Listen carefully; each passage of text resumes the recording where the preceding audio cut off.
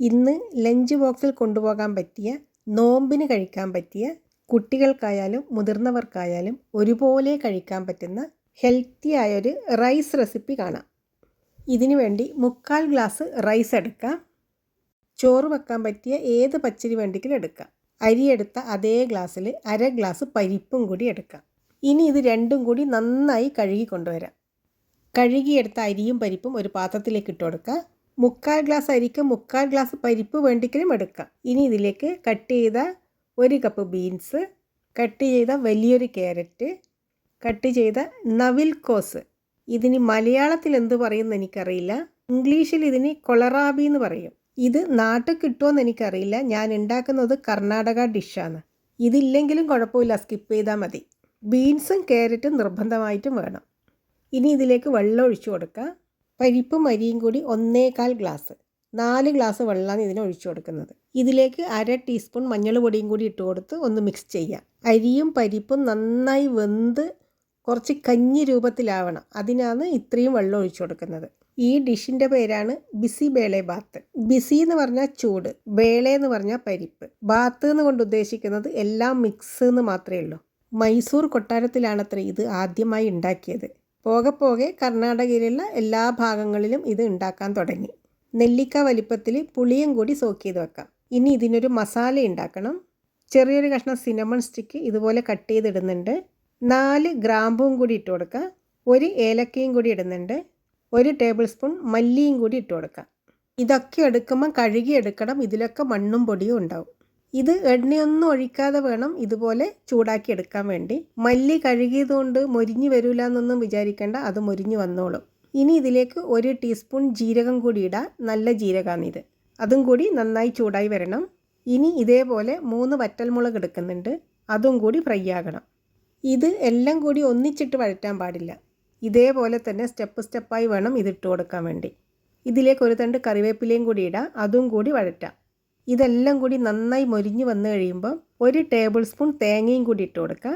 സാധാരണയായിട്ട് ഇതിലേക്ക് യൂസ് ചെയ്യുന്നത് ഉണങ്ങിയ തേങ്ങയായിരിക്കും. പച്ച തേങ്ങ എടുക്കുന്നുണ്ടെങ്കിൽ അത് നന്നായി ഫ്രൈ ചെയ്യണം. ഞാനിത് ഫ്ലെയിം ഓഫ് ചെയ്ത് 1 ടേബിൾ സ്പൂൺ ഡെസിഗേറ്റ് കോക്കനട്ടാണ് ഇട്ട് കൊടുത്തിട്ടുള്ളത്. ഇതിപ്പോൾ എല്ലാം ഫ്രൈ ആയി വന്നിട്ടുണ്ട്.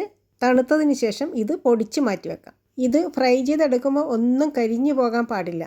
അപ്പോഴത്തേക്കും അരിയും പരിപ്പും നന്നായി വെന്ത് വന്നിട്ടുണ്ട്. ഇതിലേക്ക് പാകത്തിനുള്ള ഉപ്പും കൂടിയിട്ട് നന്നായി ഇളക്കി യോജിപ്പിക്കാം. വെള്ളം കുറഞ്ഞതുപോലെ തോന്നുകയാണെങ്കിൽ കുറച്ച് ചൂടുവെള്ളം ഒഴിച്ചാൽ മതി. ഇതിപ്പോൾ കറക്റ്റാണ്. ഇത് സ്പൂണ് കൊണ്ട് കോരി കഴിക്കാൻ പറ്റുന്ന പാകത്തിലായിരിക്കണം വേണ്ടത്. ഇത് എല്ലാം കൂടി നന്നായി മിക്സാക്കിയതിന് ശേഷം സോക്ക് ചെയ്ത പുളിയില്ലേ, അതും കൂടി പിഴിഞ്ഞൊഴിക്കാം. ഇത്രയും പുളി ഈ അളവിന് കറക്റ്റായിരിക്കും. പുളിവെള്ളം ഒഴിച്ച് നന്നായി മിക്സ് ചെയ്ത് ഒരു തിള വരണം. മൈസൂർ പാലസിലാണ് ആദ്യം ഉണ്ടാക്കിയതെന്ന് പറയുമ്പം ഇത് എത്ര ഹെൽത്തി ആയിരിക്കും അല്ലേ. ഇനി ഒരു പാന് വെച്ച് 1 ടേബിൾ സ്പൂൺ എണ്ണ ഒഴിച്ചു കൊടുക്കാം. സാധാരണ ഓയിൽ ഒഴിക്കുന്നതിന് പകരം നെയ്യാണ് ഒഴിച്ചു കൊടുക്കേണ്ടത്.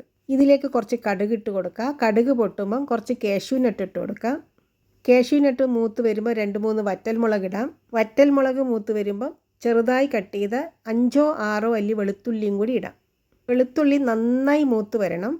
വെളുത്തുള്ളി നന്നായി മൂത്തതിന് ശേഷം പകുതി സവാള കട്ട് ചെയ്തതും കൂടി ഇട്ട് കൊടുക്കുക. സവാളയും കൂടി നന്നായി ഒന്ന് വഴറ്റിയെടുക്കുക. സവാളേൻ്റെ കളറൊന്നും മാറണ്ട, ചെറുതായി ഒന്ന് വാടി വന്നാൽ മാത്രം മതി. സവാള വാടി വരുന്ന സമയത്ത് ചെറിയൊരു തക്കാളി കട്ട് ചെയ്തതും കൂടി ഇട്ട് കൊടുക്കുന്നുണ്ട്. തക്കാളിയും കൂടി വെന്ത് സോഫ്റ്റായി വരണം. തക്കാളി പെട്ടെന്ന് സോഫ്റ്റാകാൻ വേണ്ടി കുറച്ച് ഉപ്പിട്ട് കൊടുത്താൽ മതി. ഈ മസാലയ്ക്ക് ആവശ്യമുള്ള അത്രയും ഉപ്പിട്ടാൽ മതി. 2 മിനിറ്റ് ഇതൊന്ന് അടച്ചു വെക്കാം. ഇപ്പോൾ തക്കാളി നന്നായി വെന്ത് വന്നിട്ടുണ്ട്. എല്ലാം കൂടി നന്നായി ഇളക്കി യോജിപ്പിക്കുക. ഇതിലേക്ക് എടുക്കുന്ന മസാലകളോ ഉള്ളിയോ ഒന്നും കരിഞ്ഞു പോകാൻ പാടില്ല. എന്തെങ്കിലും ഒന്ന് കരിഞ്ഞു പോയാൽ ഇതിൻ്റെ ടേസ്റ്റ് എല്ലാം മാറിപ്പോവും. ഇതിലേക്ക് 1 ടീസ്പൂൺ കാശ്മീരി മുളക് പൊടിയും കൂടി ഇട്ട് കൊടുക്കുന്നുണ്ട്. ഈ മുളക് പൊടിക്ക് എരിവില്ല, കളറിന് വേണ്ടി ഇടുന്നതായത്. ഇതും കൂടി ഒന്ന് വഴറ്റിയെടുക്കുക. ഇതിൻ്റെ പച്ചമണം മാറണം. മുളക് പൊടീൻ്റെ പച്ചമണം മാറി വരുമ്പോൾ നേരത്തെ വറുത്ത് പൊടിച്ച് വെച്ച മസാലയില്ലേ, അത് മുഴുവനായി ഇട്ട് കൊടുക്കുക. എല്ലാം കൂടി ഒന്ന് മിക്സ് ചെയ്ത് ഇതിലേക്ക് 1/4 ഗ്ലാസ് വെള്ളവും കൂടി ഒഴിക്കാം. മസാലകളെല്ലാം മിക്സായി ഒന്ന് സോഫ്റ്റാകാൻ വേണ്ടിയാണ് കുറച്ച് വെള്ളം ഒഴിച്ച് കൊടുക്കുന്നത്. ഈ മസാലയൊക്കെ മിക്സ് ചെയ്യുമ്പോൾ തന്നെ നല്ല മണമായിരിക്കും. ഇത് കഴിക്കാനും നല്ല ടേസ്റ്റ് ആയിരിക്കും. ഇത് കഴിച്ചാൽ പെട്ടെന്ന് ദഹിക്കുകയും ചെയ്യും. പിന്നെ ഇതൊരു സമീകൃത ആഹാരം കൂടിയാണ്. പരിപ്പും അരിയും പച്ചക്കറിയും ഉള്ളത് കൊണ്ട് തന്നെ ഇത് എത്രമാത്രം ഹെൽത്തി ആയിരിക്കുമെന്ന് ഞാൻ പറയാണ്ട് തന്നെ അറിയാലോ. ഈ വഴറ്റി വെച്ച മസാല ഇതിലേക്കിട്ട് മിക്സ് ചെയ്തെടുക്കാം. ഇത് നല്ലൊരു കളറായിരിക്കും കാണാൻ വേണ്ടി, എന്നാൽ ഇതിനധികം എരിവും ഉണ്ടാവില്ല.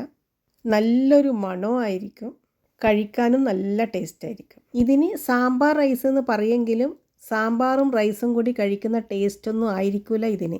ടോട്ടലി ഡിഫറെൻറ്റ് ടേസ്റ്റ് ആയിരിക്കും ഇതിന്. ഇത് കഴിക്കാൻ പ്രത്യേകിച്ച് കറികളൊന്നും ആവശ്യമില്ല.